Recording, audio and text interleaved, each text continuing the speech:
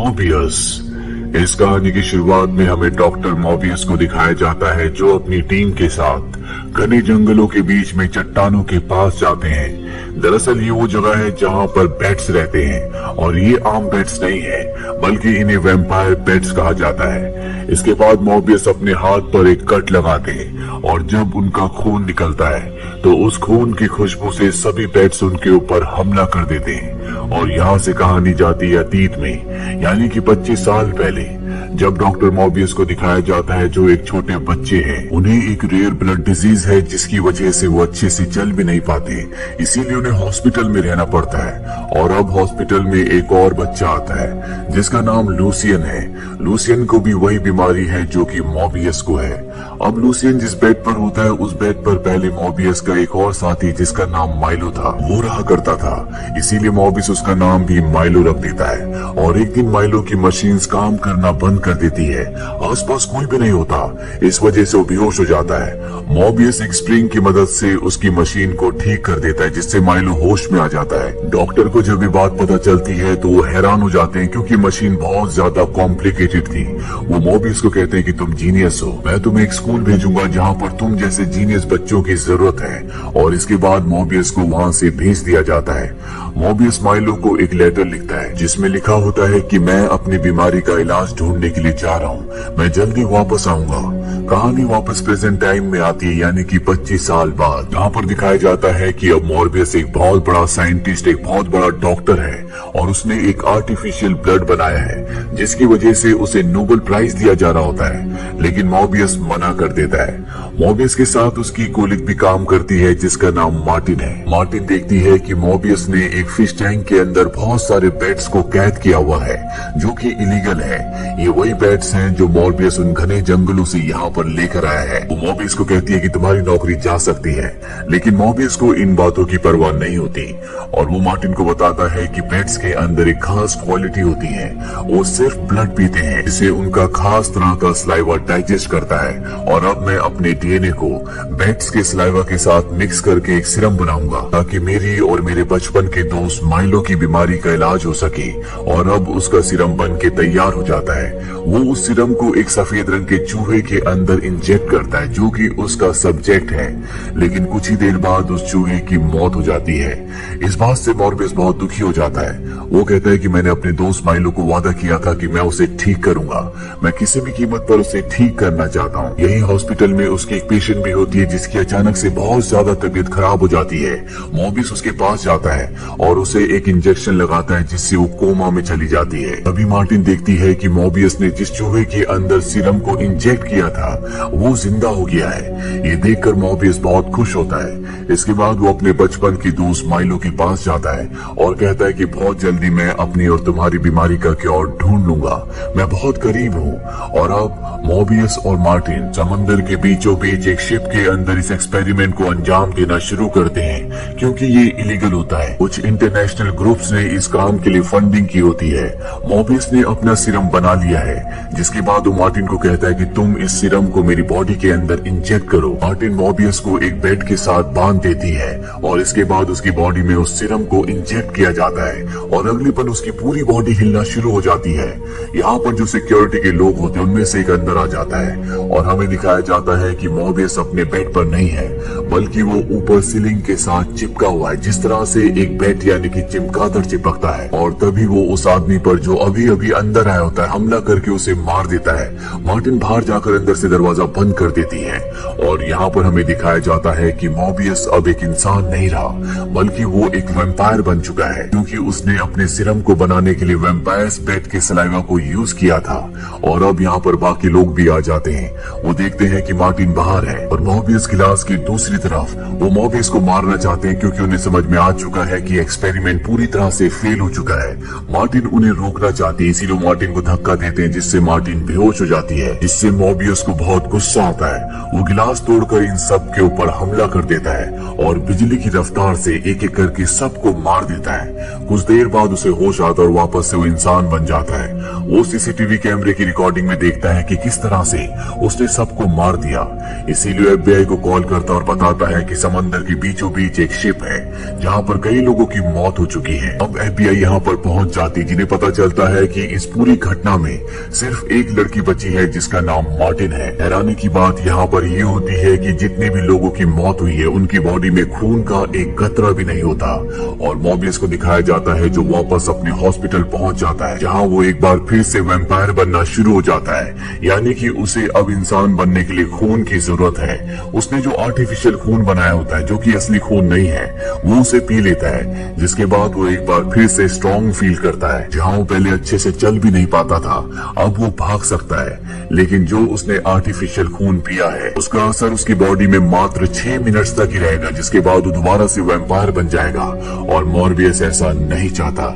इसके बाद वो उस टैंक के अंदर जाता है, जिस टैंक के अंदर बहुत सारे वैम्पायर्स यानी कि बैट्स हैं। वो उनके बीचों बीच जाकर खड़ा हो जाता है। एक भी बैट उसके ऊपर हमला नहीं करता, क्योंकि वो भी उन्हीं में से एक है।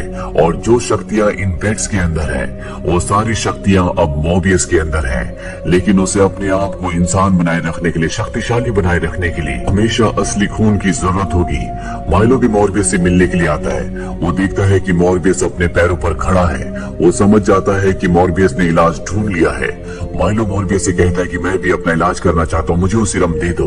मॉर्बियस मना कर देता है। वो कहता है कि ये एक श्राप है। इसके बाद वो उसे अपना वैम्पायर वाला चेहरा भी दिखाता है और कहता है कि मैंने इलाज नहीं ढूंढा, बल्कि मैंने एक श्राप ढूंढा है। मैं नहीं चाहता कि तुम भी वही करो जो मैं कर रहा हूँ। मैंने कई मासूम लोगों को मार दिया। मॉर्बियस माइलो को वहाँ से जाने के लिए कहता है।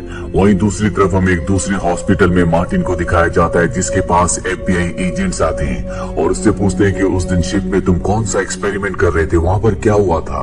लेकिन वो साफ साफ मना कर देती है कि मुझे कुछ भी याद नहीं है, क्योंकि वो मॉर्बियस को बचाना चाहती है। वहीं उस हॉस्पिटल को जहाँ पर मॉर्बियस होता है, वहाँ पर एक नर्स को दिखाया जाता है, जिसे एहसास होता है कि कोई उसका पीछा कर रहा है। और अगले पल एक वैम्पायर वाला हाथ आता है जो उसे मार देता है। मॉर्बियस उस वक्त उस बच्ची के पास बैठा होता है जो उसकी पेशेंट है, और तभी उसे कुछ सेंस होता है। जब वो बाहर जाता है तो उसे पता चलता है कि नर्स को किसी ने मार दिया। अब यहाँ पर मॉर्बियस के पास जितना भी आर्टिफिशियल खून होता है वो उसे एक बैग में रखकर यहाँ से निकलने लगता है। पर तभी यहाँ पर FBI एजेंट्स आ जाते हैं, जो मॉर्बियस को इतना फिट देखकर हैरान हो जाते हैं। वो समझ जाते हैं कि उस दिन शिप में मार्टिन के साथ यही था और इसी ने सबको मारा है। इन्हें ये भी पता चल जाता है कि हॉस्पिटल में एक नर्स की मौत उसी तरह से हुई है जिस तरह से शिप में कई लोगों की हुई थी। वो समझ जाते हैं कि मॉर्बियस ने सब कुछ किया है। वो उसे अरेस्ट करने लगते हैं, पर मॉर्बियस उनके ऊपर हमला करके यहाँ से भागने की कोशिश करता है, पर तभी एक वेव उसे रोक लेती है, जिस वजह से मॉर्बियस को अरेस्ट कर लिया जाता है। और अब वो जेल में है, जहाँ पर माइलो से मिलने के लिए आता है और कहता है कि जल्दी मैं तुम्हें यहाँ से बाहर निकालूंगा। और जब वो जा रहा होता है तो हम देखते हैं कि माइलो जो पहले स्टिक के सहारे चलता था, अब वो नॉर्मली चल पा रहा होता है। साथ ही वो कुछ पी भी रहा होता है, जो कि हो ना हो रक्त है, जिसका मतलब ये है कि माइलो ने भी अपनी बॉडी में उस सीरम को इंजेक्ट किया है, जिससे वो भी अब एक वैम्पायर बन चुका है। मॉर्बियस समझ जाता है कि हॉस्पिटल में जिस नर्स को मारा गया था उसे और किसी ने नहीं बल्कि माइलो ने मारा था, और अब वो माइलो को रोकना चाहता है। इसीलिए वो जल्दी वैम्पायर बन जाता है, क्योंकि उसके पास पीने के लिए खून नहीं होता, और जेल तोड़कर बाहर निकल जाता है, जहाँ पर वो अपनी वैम्पायर की यानी कि बैट की शक्तियों से ये सुन पाता है कि माइलो कहाँ पर है। वो माइलो के पास पहुंच जाता है और उसे समझाने की कोशिश करता है कि हमें आम मासूम इंसानों को नहीं मारना चाहिए, ये गलत है। पर माइलो उसकी बात नहीं सुनना चाहता। वो मॉर्बियस को कहता है कि हम दोनों अगर साथ मिलकर काम करें तो हम पूरी दुनिया पर राज कर सकते हैं। लेकिन मॉर्बियस उसकी इस बात से इत्तेफाक नहीं रखता। वो उसके साथ मिलकर आम लोगों को नहीं मारना चाहता। इन दोनों के बीच में भयानक फाइट होना शुरू हो जाती है और पुलिस भी यहाँ पर आ जाती है, जो इन दोनों को पकड़ लेती है। लेकिन माइलो पुलिस वालों पर हमला कर देता है। मॉर्बियस बुरा इंसान नहीं है, वो एक अच्छा इंसान है। हालांकि उसके साथ अब बहुत कुछ बदल चुका है, और उसके अंदर जो अच्छाई इंसानियत होती है, जो माइलो के अंदर अब नहीं बची, वो उस अच्छाई के चलते किसी को नहीं मारना चाहता। अब यहाँ पर ट्रेन आ जाती है और एक बार फिर से वो वेव्स को फील करता है, और ट्रेन के आगे जाकर उन वेव्स की मदद से उड़ता हुआ यहाँ से निकल जाता है। अब FBI के एजेंट्स यहाँ पर आ जाते हैं, जिन्हें लगता है कि मॉर्बियस ने इन सब पुलिस पुलिस वालों को मारा है। वही मार्टिन अब हॉस्पिटल से भाग जाती है और जब वो बस में होती है तो उसके पीछे मॉबियस बैठा होता है। वो उसे बताता है कि हॉस्पिटल में नर्स को और पुलिस वालों को मैंने नहीं मारा, उन्हें माइलो ने मारा है और अब मैं माइलो को किसी भी कीमत पर रोकना चाहता हूँ। मार्टिन को मॉर्बियस पर विश्वास होता है, इसीलिए दोनों के दोनों एक अनजान जगह पर जाते हैं जहाँ पर ये अपने लैब को सेट करते हैं, क्योंकि मॉर्बियस अब एक ऐसा सीरम बनाना चाहता है जिससे माइलो को दोबारा से नॉर्मल इंसान बना दे, क्योंकि वो दूसरे इंसानों को मार रहा है। और अब जब ये रिसर्च कर ही रहे होते हैं तभी वहाँ पर मार्टिन की उंगली कट जाती है जिससे खून बहना शुरू हो जाता है और उसकी खुशबू से मॉर्बियस को कुछ होने लगता है, वो वैम्पायर बनने लगता है, पर वो अपने दिमाग पर कंट्रोल कर लेता है और मार्टिन से कहता है कि इस पर कोई बैंडेज लगा लो। वहीं शहर में माइलो को दिखाया जाता है जो और भी लोगों को मार रहा होता है। अब वो पहले से भी बहुत ज्यादा ताकतवर हो चुका है। डीआई को लगता है कि ये सब मॉर्बियस कर रहा है, पर जब वो सीसीटीवी कैमरे की फुटेज देखते हैं तो उन्हें पता चलता है कि ये मॉर्बियस है। वहीं मॉर्बियस और माइलो के जो बचपन से डॉक्टर होते हैं वो उस सीसीटीवी कैमरे की फुटेज को देखकर समझ जाते हैं कि ये माइलो है। वो माइलो के पास जाते हैं और कहते हैं कि मुझे पता है कि तुमने अपनी बॉडी में सीरम को इंजेक्ट किया है, मैं तुम्हारी मदद कर सकता हूँ। लेकिन माइलो उनकी मदद नहीं चाहता, वो उनके ऊपर हमला करके वहाँ से निकल जाता है। इसके बाद डॉक्टर मॉर्बियस को कॉल करते हैं और बताते हैं कि माइलो बहुत ज्यादा खतरनाक हो चुका है, उसने मुझे भी जख्मी कर दिया है।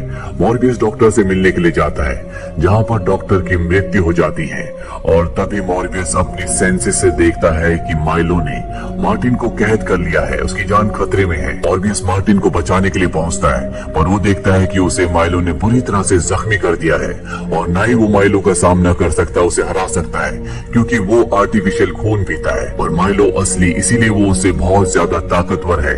वो मार्टिन के पास जाता है और मार्टिन उससे कहती है कि मैं तुम्हारी मदद करना चाहती हूँ और इसके बाद वो मार्टिन का खून पीता है। इसे पीते हुए मॉर्बियस की एक खून की बूंद मार्टिन के मुंह के अंदर चली जाती है। मॉर्बियस अब बहुत ज्यादा ताकतवर हो चुका है, वो माइलो का सामना करता है और साथ ही अपने पेट्स को, जो अब उसके दोस्त हैं, जिन्हें वो अपने माइंड से कंट्रोल कर सकता है, उनसे वो माइकल के ऊपर हमला करता है। वो माइकल को चारों तरफ से घेर लेते हैं और ठीक इसी वक्त मॉर्बियस ने जो सीरम बनाया होता है जिससे कि वो माइलो को पहले की तरह इंसान बना सकता है, उसकी बॉडी में इंजेक्ट कर देता है और इसके बाद माइलो दोबारा से पहले जैसा इंसान बन जाता है, पर उसकी अब मृत्यु हो चुकी है। अब यहाँ पर एफबीआई के एजेंट्स भी आ जाते हैं। वो देखते हैं कि चारों तरफ बहुत सारे बेड्स हैं और उनके बीच में मॉर्बियस खड़ा है और अगले पल मॉर्बियस भी उन बेड्स के साथ हवा में उड़ना शुरू हो जाता है, जिसका मतलब ये है कि मॉर्बियस की अब एक अलग पहचान है। उसकी जिंदगी अब पूरी तरह से बदल चुकी है। हो सकता है कि आगे चलकर वो इंसानों का रक्षक बने। वहीं हमें मार्टिन को दिखाया जाता है जिसकी मौत हो गई थी। उसकी आंखें खुलती है और उसकी आंखें पूरी तरह से अलग होती है, वो इंसानों की आंखें नहीं होती और जहाँ उसकी आंखें खुलती है ये जगह कोई और जगह होती है, जिससे हमें साफ साफ समझ में आ जाता है कि मॉर्बियस के खून की बूंद की वजह से वो भी अब वैम्पायर बन चुकी है। इस कहानी के मिड क्रेडिट सीन में दिखाया जाता है कि एड्रियन टूम्स, जिन्हें वल्चर भी कहा जाता है, वो एक दूसरे यूनिवर्स से एक पोर्टल के थ्रू इस दुनिया में, यानी कि मॉर्बियस की दुनिया में आ जाते हैं। वो मॉर्बियस से मिलने के लिए जाते हैं और उसे कहते हैं कि तुम्हारा और मेरा एक ही दुश्मन है और वो है स्पाइडरमैन। इसी के साथ ही फिल्म, ये कहानी यहीं पर खत्म हो जाती है। ये फिल्म ईयर 2022 में रिलीज हुई थी। IMDb पर इसकी रेटिंग है 5.2। उम्मीद करते हैं कि ये कहानी आपको पसंद आई होगी।